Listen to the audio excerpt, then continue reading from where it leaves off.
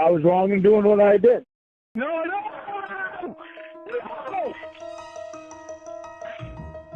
Are you listening? No, I'm 87.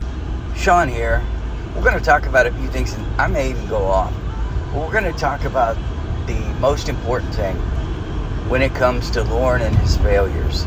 Now, I am 100% certain that Lorne Armstrong didn't have a clue what he was doing when he was grooming what he thought was a 13-year-old child. Not a clue. He didn't search for her weaknesses, exploit her vulnerabilities.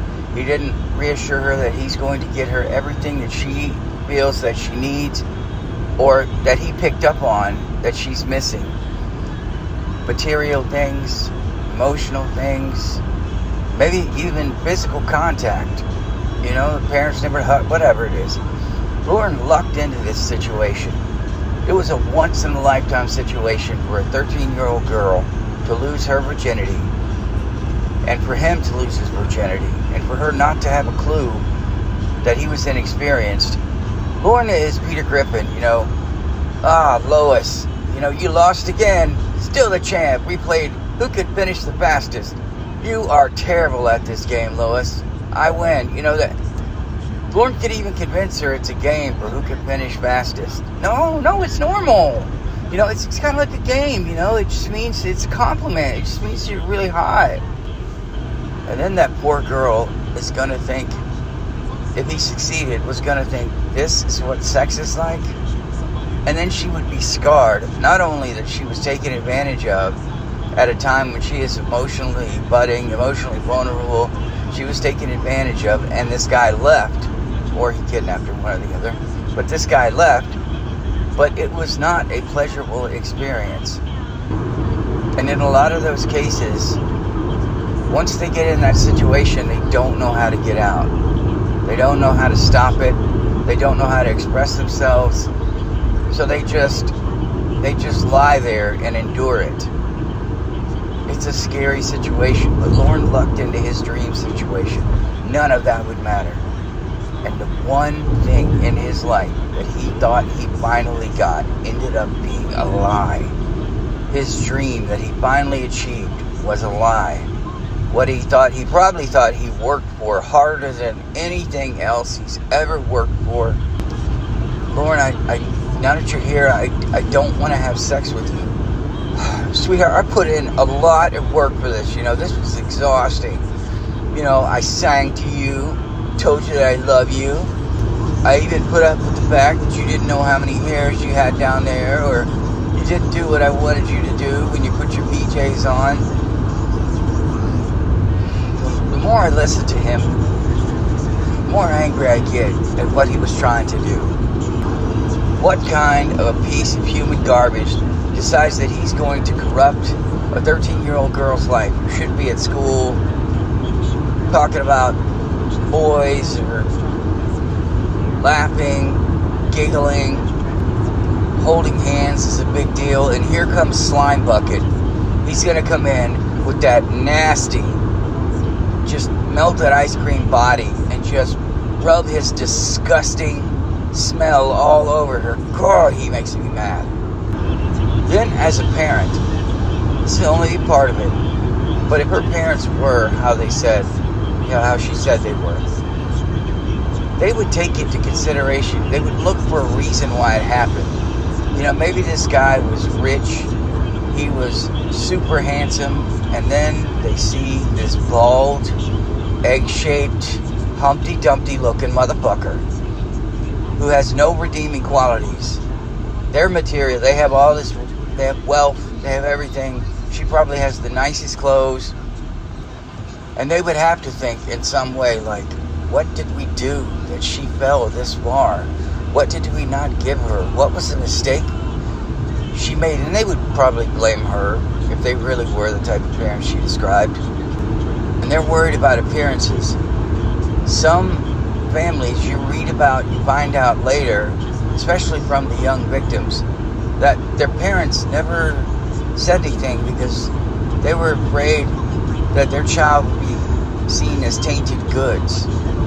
They were afraid that their reputations would be destroyed and it would be a black stain on them. I don't know if it's true, but A couple people I know that I trust said there was an article where Drew Barrymore said that she was passed around Hollywood parties. And yet, she still wants to be a part of Hollywood. To some of them, it's an addiction. That feeling is an addiction. And to Kayla, maybe it would become an addiction to be in those types of situations and be humiliated or feel terrible. Or worse, because this fat piece of shit just scarred her for life, that she has to turn to drugs, and she's rich and can afford those drugs. It's not like she's poor. Affording those drugs and finding someone in her rich circle that has them is probably not going to be that difficult. God forbid it's alcohol. I mean, I've seen people try to get sober off of alcohol, and it's scary. I had a student who passed away, God rest his soul. He was a functional alcoholic. He was an artist, and he came in and he painted a mural on the wall in exchange for classes, because I knew he didn't have any money. And I knew he was talented, and he was so happy. And it wasn't until about a year in that I smelled alcohol on him for the first time. And someone pulled me aside, one of my junior instructors, and basically said, I smelled that before, and I found out he is a functional alcoholic. He could hide it so well. If you get in circles where everybody else has the same addictions, you don't even have to worry about hiding it. Maybe she would find her way into one of those circles. She wouldn't have the bright future that her parents hoped for. She wouldn't have that bright future she hoped for.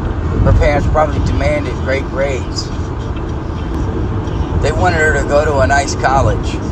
And all of that would fall by the wayside because of one disgusting, balding, alcoholic pedo who smells like dog shit and cigarettes and coffee. BRB, coffee. Great Babsby's take on that is amazing. Her chat reading, the way she just obliterates him, and that BRB, coffee, God, I love you. A grown-ass man wanting a little girl to call him and wake him up. I mean, fuck that guy, man. You need to call me. You need to get up at 4 o'clock in the morning, or I don't know what he would ask her to do. But this is Lorne. Set your alarm, sweetheart. We both need to get some sleep, and we both have to get up in the fucking morning. I haven't even met you, Lorne. Yeah, well, we're in love, It's been a week. And the fact that this asshole, and I know I'm treading over common ground, fuck that. The fact that this asshole, read, Sean. The fact that this asshole told her to stop talking to her friends and only talk to him. I'm going to take away your childhood. I'm going to take away the things in your life that were making you happy. And I don't give a shit whether you like it or not. I mean, the fact that he would tell her, delete your archives, and I'm doing this for your sake. What an asshole. Delete your archives, sweetheart. I'm doing this for your sake because I didn't want her to get in trouble. No, Lorne, we know why you wanted her to delete her archives, because you're a piece of shit. You kept yours, and I said that before. I know he kept his. I know he went back and read them.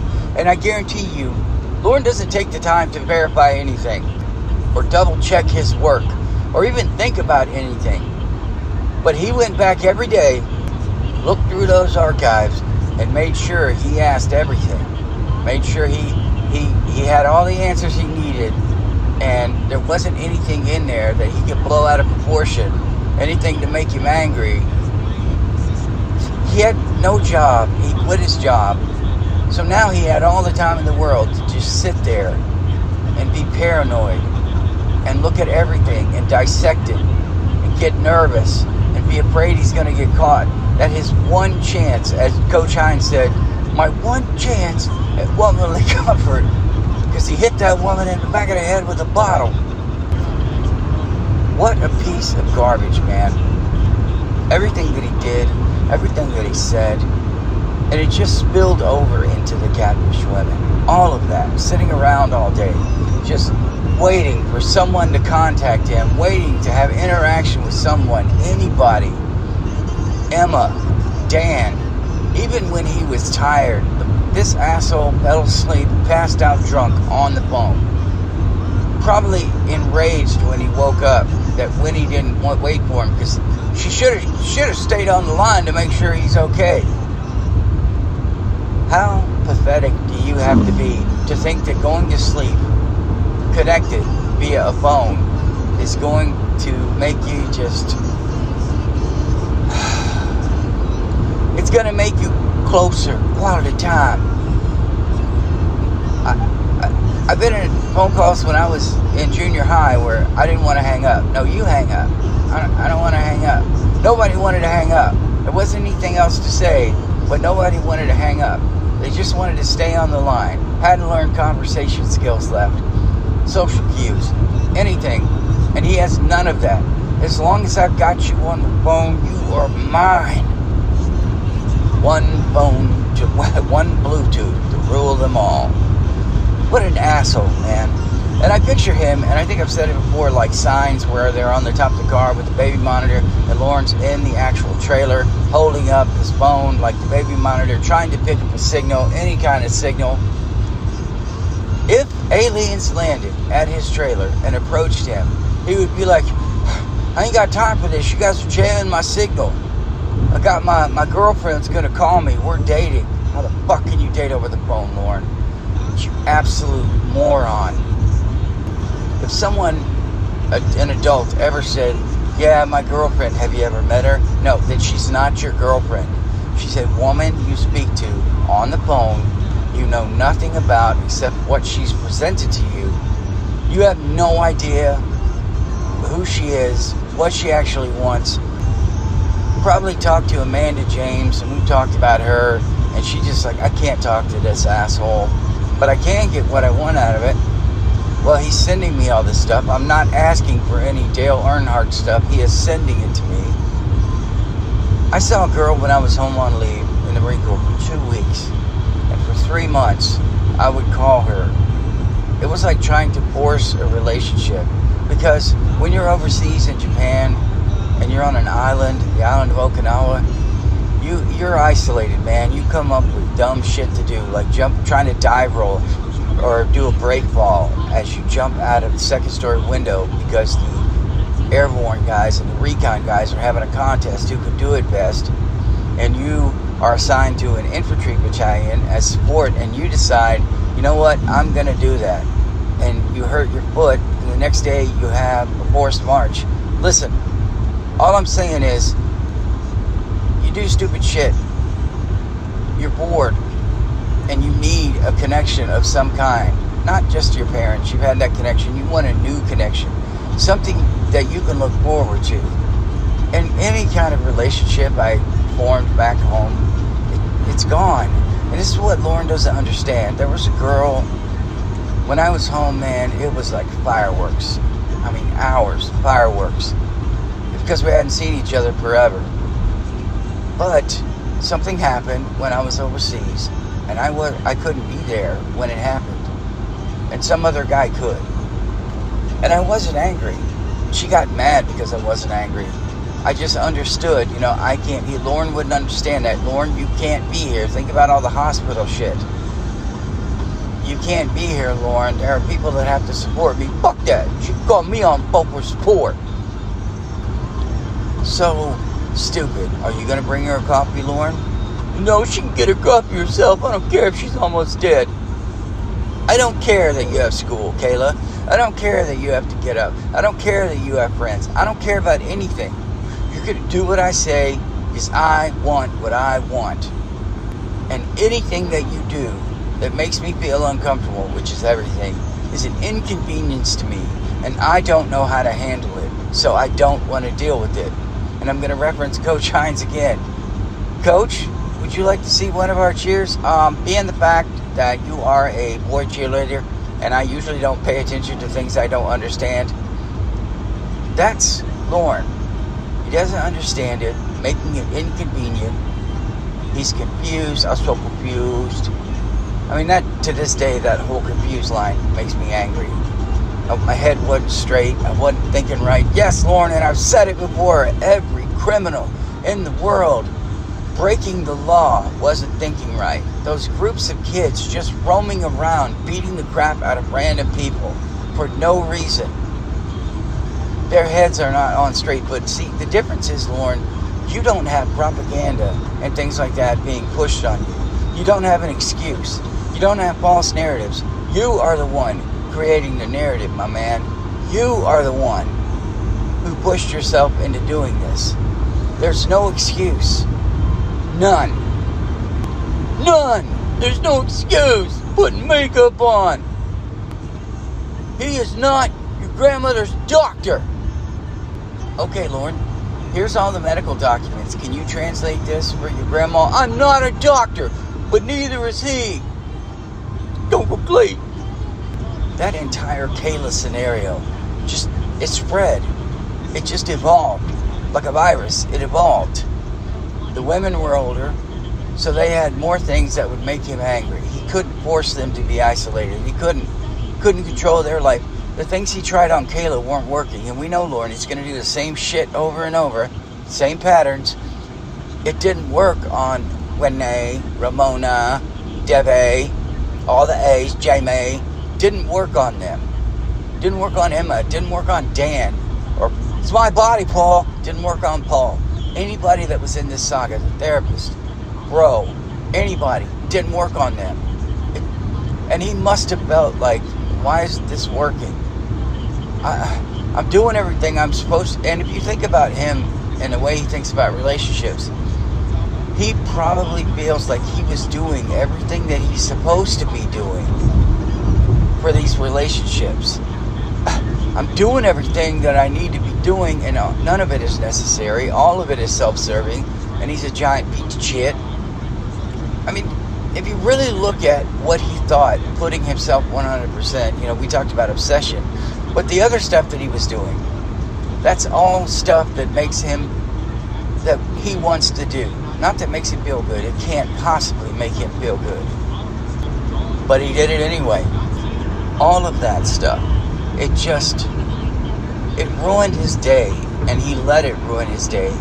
And the fact that he made all of those choices, and he did all of this bad stuff, and none of it is his fault. Well, you made me mad. Every sorry has a butt behind it, and I've said that before. There's never a real apology.